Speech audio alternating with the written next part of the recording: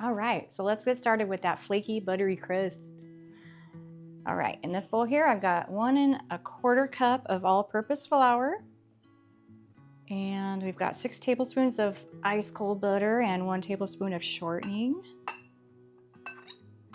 Now we're gonna smash our butter and shortening into our flour, make a nice little crumble here.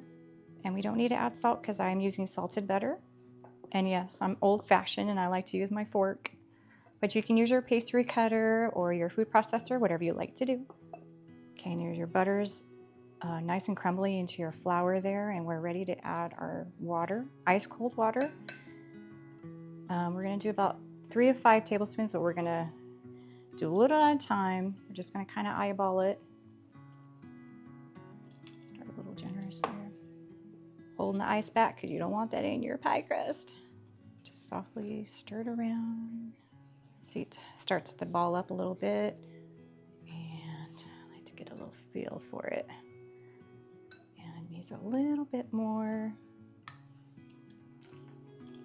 I might do it. Okay, we're going to start to roll it into a ball, and it's starting to stick together. Slightly sticky, but not too much. You don't want it sticking to your hand completely. That's when you know your dough is going to roll out nice and perfect. Okay, put this to the side. I'm going to grab my wax paper, because I like to use wax paper. You can use parchment paper, and we'll put a little bit of flour. You can even use your countertop if you like, but this is for an easy flip. Okay, let's smash it out. A little bit of flour.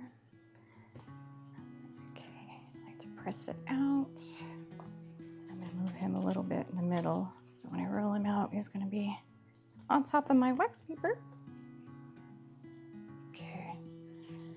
All right, here we go. We're gonna roll this baby out. No perfect way to do this. You just want to get a nice, somewhat circle here.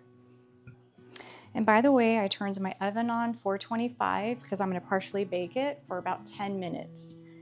Normally when you do a custard pie, you want to partially bake the crust a little bit, because the bottom can tend to be a little soggy if you don't partially bake it or blind bake it.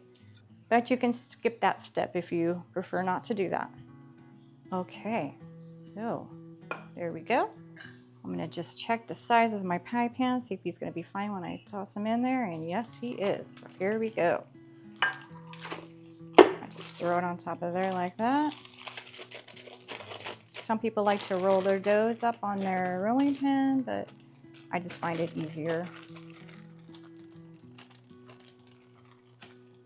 And we just got to move it around a little bit just to get it in there really good. I got just a little flour here where it might be a little buttery. Okay, we're going to start to kind of turn the dough under a little bit around the edges. Okay, now we got our crust on here nice and the edges are nicely done. I'm going to come over here and just kind of start to flute it for you.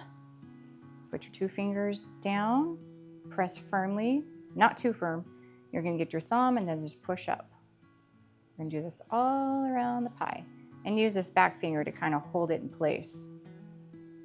And you can since I'm going to partially bake it, I'm just going to put it right into the oven.